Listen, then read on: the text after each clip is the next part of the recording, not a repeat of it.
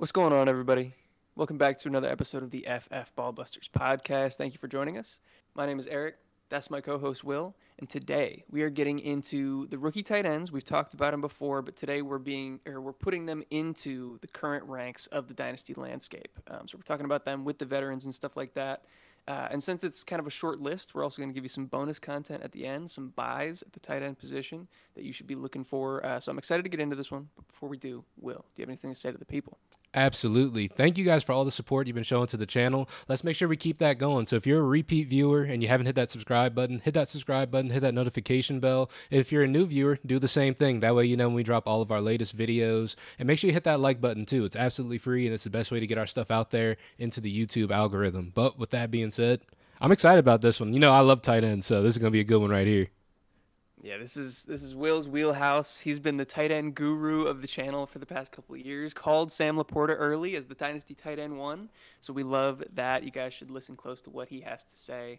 But we're over here on Tier Maker today, as we have been for this series, and as we will continue to be as we go into the other position groups. But you can see we have S through D tier here with the vets that are already filled in, already in the league. We're going to be focusing on the rookies, but if you have any questions about where these guys fit in, where the vets fit in, feel free to drop down in the comments below your thoughts on that. We can talk to you about it. But let's start at the top, Will. Let's start with Brock Bowers. What do you have to say, and where does he belong? Absolutely. So taking a look at Brock Bowers and where he lands at, obviously drafted pretty high, lands with the Las Vegas Raiders. A bit of a confusing move as well, considering, the fact they already had Michael Mayer and they drafted him in the second round. But I digress. Taking a look at the tight ends, Brock Bowers is clearly going to land at the S tier. He's a guy who is considered one of the greatest tight end prospects of all time. He's up there with Kyle Pitts in terms of just guys we're looking forward to playing in the league. And he showed that in college. At Georgia, he was the leading receiver there. He lands with Las Vegas, and he's versatile enough as a player that it doesn't even matter if they have another tight end there. They can move him around anywhere on the field to get him involved. I think he's a guy who could have a huge rookie season coming up for him. Yeah, I couldn't agree more. Like I get people being concerned with the landing spot. He's going to a bad football team with quarterback question marks, with an All-Pro wide receiver in Devontae Adams, who just put up, I think, a 33% target share last year. And as you mentioned, a highly touted tight end in Michael Mayer being their second-round selection just a year ago. It does seem crazy that he would have ended up in this position. It doesn't seem like the best situation for him to be in. But you hit the nail on the head. He's a top four tight end prospect of the modern era. He was drafted top 15, for a reason. And Antonio Pierce made it known last year that he was going to get the ball in the hands of his best players, and he wasn't lying. As we saw that 30% or 33% target share for Devontae Adams that I alluded to. Josh Jacobs saw some of the highest touch shares in the league once Pierce took over. So Bowers immediately becomes one of the best football players on the team, and I see no reason why he isn't going to be treated like that and given all the opportunity to put up production. Absolutely. And like outside of those two, he's not contending for targets outside of Devontae Adams. There's nobody else that's contending with him for targets. So besides maybe Michael Mayer, but I feel like Jakobi Meyers kind of like we like Jakobi, but I like Jakobi, but we get that they're two different animals. I feel like. Yeah, and also I want to reference a tweet real quick from David Gautieri on Twitter. He's also kind of tight end guru, guy that you can really trust when looking at the tight end position. In terms specifically of their quarterback situation, because we're talking about Gardner Minshew, Aiden O'Connell, guys that you don't necessarily trust to put up a lot of passing production. He mentions in this tweet here that more than 25% of Brock Bowers' targets at Georgia came from behind the line of scrimmage, and more than 50% of his targets came within 9 yards of the line of scrimmage. So he can see high volume even in not the most efficient or not the most, without seeing a ton of deep targets in an offense like this with limited quarterback play. Absolutely. So I think Brock Bowers here to stay, and then especially if they upgrade the quarterback position, which they're going to. Yeah, sky's the limit for him. I see him easily moving up these ranks too, honestly, once things get moving along. Absolutely. All right, so there's Brock Bowers. In terms of the rookie class, in a tier by himself. There's a big tier break after him. So you see our A tier, you see our B tier. Where are we fitting in the second tight end in this group? So the second tight end, we're looking at Ben Sinnott down here, and we're looking at Jatavion Sanders. And guys, we know there's other tight ends, but we're looking at the ones we feel like are going to be fantasy relevant immediately. Taking a look at them, out of the two, I've got Ben Sinnott being the second tight end in this group. And where he should land at, he should probably land in the C tier around like Pat Fryermuth and Cole Kmet around Yeah, here. I like that. I like that. So yeah, give us some insight on Sinnott and his landing spot and why you think he belongs in this spot. So in terms of landing spot, obviously he lands this alongside the rookie quarterback Jaden Daniels. People are looking forward to in that Washington offense that we still really need to get a look at, but we do know that it's in a Cliff Kingsbury offense. Zach Ertz is also there, so it looks like they are going to be running similar to what they were there. The issue is here for Zach Ertz is that he's going to be replaced with Ben Sinnott, who I feel like should be walking into the tight end one spot at some point during this season. Maybe not immediately, but at some point he should end up taking that spot. It should be an offense that sort of prioritizes the tight end position a little bit more than others. And in terms of target competition, he's got Terry McLaurin alongside him, who should get a good amount of targets. Jahan Dotson, who we're hoping for a bigger step up this season. But in terms of target competition, he's at least the number 2 or 3 option on this offense once he gets into that starting tight end spot. Yeah, completely agree. I think the ability to ascend that depth chart is definitely there. Again, I'll reference another tweet from David Gutierrez because he was a big fan of Sinnott and was one of the first that I saw, aside from Will, really touting him as one of the top tight ends in this class. He says that he checks essentially every box that he looks for in breakout tight ends. He was productive in college with a 22.5% dominator rating, over 2 yards per route run, over 80 PFF receiving grade in 2023. He's also athletic, 4'6", 40-inch vertical. He's the only tight end to weigh 250 plus pounds, post a 40-inch vertical and get drafted in the first 3 rounds since Vernon Davis, who is again amongst those top 4 tight end prospects in the modern era. And great with the ball in his hands. 14 missed tackles forced on just 48 receptions in 2023. You add in the draft capital and the landing spot that you just alluded to. It culminates into what should be a really good prospect. And I'm not going to compare him to George Kittle, but we've heard those comps stylistically, especially coming from Adam Peters, who's from San Francisco and stuff like that. Like that's the mold that they want him to fit into.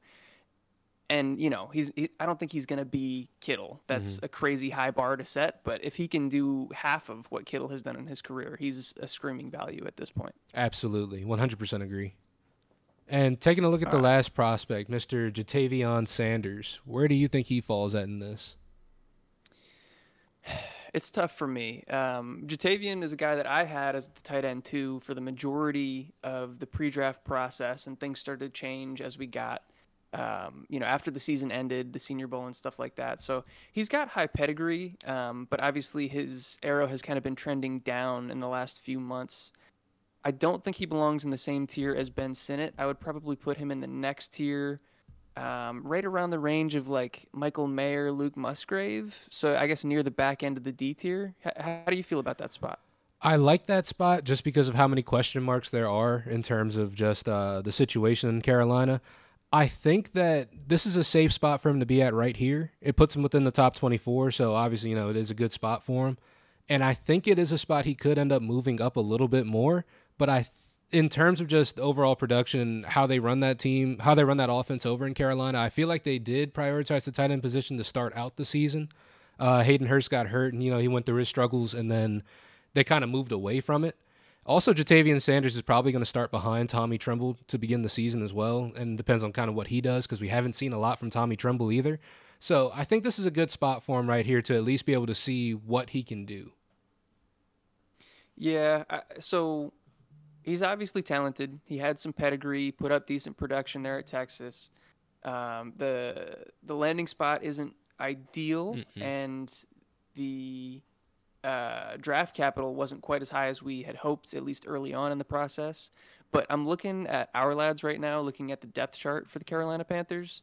Aside from Deontay Johnson, nothing in there scares me. Like, they just brought in Xavier Legette. Obviously, they got Terrace Marshall, Jonathan Mingo, Adam Thielen. You mentioned Tommy Tremble, Ian Thomas. Like, none of those names in terms are of receiving threats, yeah, especially. Exactly. So I see no reason why, if he is legit, why he couldn't ascend to near the top of that depth chart. So the opportunity is there, but I think that kind of downside that we mentioned is baked in, and that's why he's as low as he is here. Plus, the Carolina Panthers are bad. They are bad. Yeah, we'll have to see what the new regime does for him. I do like Dave Canales, and obviously the Bucks were a lot better than we expected them to be last year. Yeah, And absolutely. some people are kind of pointing to Canales as like a quarterback whisperer a little bit, considering what he did for Geno and what he did for Baker. So maybe he can do the same thing for Bryce. You never know, but I would love to see that, and that would mean really good things for Jatavian. Yeah, so I think I'm hopeful. I think it's a good situation. So I think it's going to pan out. He may end up moving up through these ranks a little bit, though. I could see that happening. Yeah, absolutely. All right, so I know that was a short list, just the three guys that we feel like are most relevant, the rookie tight ends at the top of the list there. But like I alluded to at the beginning, we are going to transition to some of our favorite veteran tight end buys in the dynasty landscape right now. All guys that are going to be listed on this tier list. So I'll choose, or I'll throw to you first to choose your first tight end buy. It's funny because my tight end buy actually is not on this tier list. He actually landed just outside of this tier list. But he's someone I am kind of hopeful for. I think he could end up having a sort of, and it's weird to say, sort of a Cole Kmet-esque breakout season that I'm looking forward to. It's Cade Otton. Somebody who he was drafted in the 4th round, 2022. He's been the tight end for that team for the last 3 years. So a lot of people are like, well, if he hasn't done anything by now, he's not going to. And you raise a good point there, But at the same time, back in those years, he was dealing with a younger Mike Evans, dealing with a younger Chris Godwin. And also something I really like to take into account for receivers, tight ends, stuff like that, is how the season ends for them in terms of targets. And Cade Otton's end to the season was just about as hot as any tight end could have. He was pretty much the tight end one if we had kept doing fantasy in the playoffs, because not like fantasy playoffs, but the actual real life playoffs. Because against Philadelphia, 11 targets, 2 of them red zone targets, 8 catches. Against Detroit, 8 targets, 1 red zone target, 5 catches and a touchdown. It's just one of those situations where I feel like he did start to gain that chemistry with Baker as the season went along. And they brought Baker back in. They secured his future with the team. He's not someone I'm looking at that you got to run out and go and buy right now, but he's someone I feel like is under the radar who's really cheap that you could go out and probably get for a 4th rounder, something like that. So I feel like he's someone cheap who could have a decent breakout this season to look out for.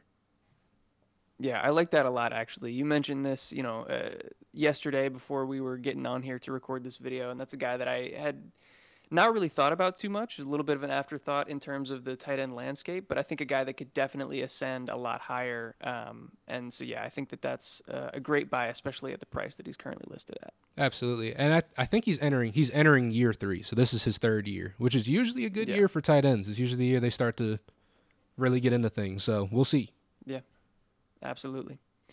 So that'll lead me to my first tight end buy. He is going to be a little bit more expensive, but I do think he's still underrated by the dynasty community at large. That's going to be Evan Engram of the Jacksonville Jaguars.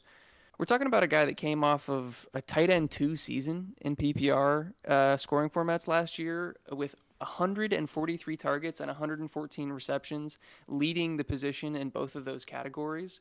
And Calvin Ridley's out the door. They bring in Brian Thomas, but I think it's going to take him a little bit of time to get his feet under him. And we're hoping to see once again, I guess we've said this for a few years now, but I do expect Trevor Lawrence to be a little bit better. I expect that offense to be a little bit better as well. So it's going to be him and Christian Kirk that I think are going to be commanding most of the volume for this team. And especially if you're in a tight end premium league, there's no reason that he should be going off the board as late as he is right now and being valued as low as he is. Let me pull up his KTC rank real quickly. If I can get the tight ends to come up, I got to reload it. Sorry. He is currently the tight end 11. I just don't see why that would be the case. Like, we have him currently in our tier list sitting there with Travis Kelce. He's younger and producing at a very similar level to the elite tight ends in the league right now. So I just don't see any reason why you wouldn't go get him at his price. No, I absolutely agree. I think with Jacksonville, that offense is it's one of the more fluid offenses, I feel like. There's no real clear standout wide receiver 1 or even number 1 target for that team. But Evan Ingram's about as close as they get to one. I think that he is a guy that they look to him. They look to Christian Kirk. Obviously, they have Brian Thomas now, which should only bring down the price of Evan Ingram more. But like you said, I don't feel like Brian Thomas is going to be the focal point of that offense, especially not right away. So I like that pick a lot. I completely agree with you. Do you have another tight end to bring up in this one? I do not. Cade Otton was my only one. I'm riding the Buccaneers train on that one. All good, all good. So Pat Freiermuth was the other guy that I had listed on here. Another guy that if you look on Keep Trade Cut, he's all the way down at tight end 16, so a Hmm. little bit lower than we currently have him.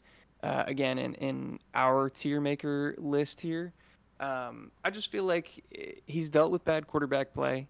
And he's dealt with a lot of injuries that have held him back. But he was very, very high pedigree coming out of Penn State. I think he's incredibly talented and has shown that with limited opportunity when he's been healthy. I don't think that he's necessarily injury prone. I think that they've been kind of fluky injuries. Hmm. And I'm hoping that with guys like Russell Wilson and Justin Fields, both who have heavily targeted the tight end position throughout their careers, I think that he can have a little bit of a resurgence. And the main thing that I'm looking at is Deontay Johnson being out the door, being the target hog that he is. There's going to be a lot more opportunity for him to be that security blanket and soak up a lot more targets in that offense. Yeah, I agree. Not if George Pickens has anything to say about it, but I agree. No, I really like that pick. I think, like you said, Pat Fryermuth has been really productive since he's entered the league, really, in the times he's not been hurt off of those fluky injuries, a lot of concussion stuff Yeah, like that. But I think he's also, I think it's not really a stretch to say that Russell Wilson being there with Justin Fields as well, it should be some of the best quarterback play of his career also. So yeah, in terms of what's going up, I think, yeah, I think that stocks for Pat Fryermuth should be going up. I think that's a good spot right there too.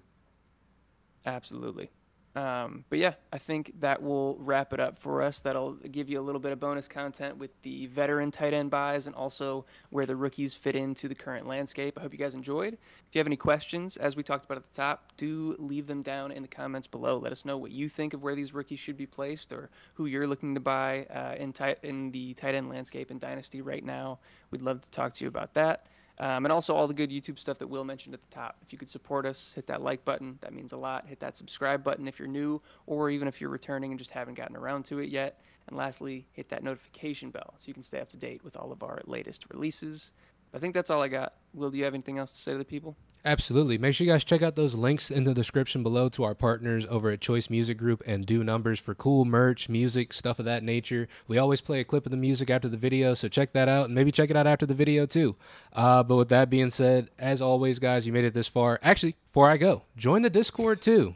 We love you guys. Seriously. Join the Discord if you want to have these deeper conversations with us about this stuff. You want to talk tight ends, you want to talk anything regarding to Dynasty Fantasy Football. We got some great people in there. So join the Discord, hit that link in the description. And as always, if we made it this far into the video, we love you, and we'll catch you in the next one. Peace.